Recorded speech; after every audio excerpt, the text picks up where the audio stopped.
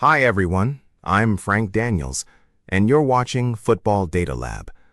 In our first look at aerial duels, we mapped which leagues win the most balls in the air. One league came out on top, France, where players win about 55.5% of their aerial duels, ahead of every other major league on this chart. So today, we go inside that leader. We zoom into France's top flight and ask, who exactly is winning all those duels? The players, the clubs, and whether the picture holds over time.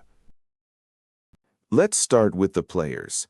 These are the players in France winning the highest share of their aerial duels this season, with a minimum match threshold so small samples don't distort the picture. At the top sits A. Chapchet at 90.7%, playing for Grenoble, followed closely by S. Gourville at 82.8%. What's interesting is the spread. The very best are clustered tightly near the top, which tells us aerial dominance in France is broad rather than the work of one freak athlete. These are the names to remember for aerial ability in France. Now, the clubs.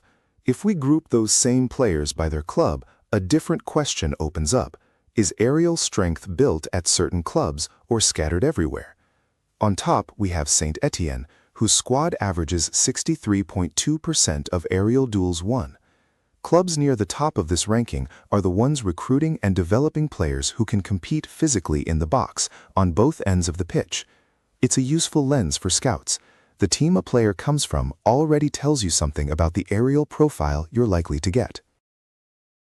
Finally, does this hold over time? Here are France's top three by aerial duels: A. Chapchet, S. Gourville, K. Sidibé, tracked month by month. The picture isn't uniform. A. Chapchet climbed sharply from 72% in April to 100% by June, while S. Gourville and K. Sidibé stayed almost flat across the same span. That contrast is the useful part. Aerial win rate is stable for most players, so when one trends up like A. Chapchet, it's a real shift worth noticing, not noise. That's it for today. Inside the league that rules the air. See you next time on Football DataLab.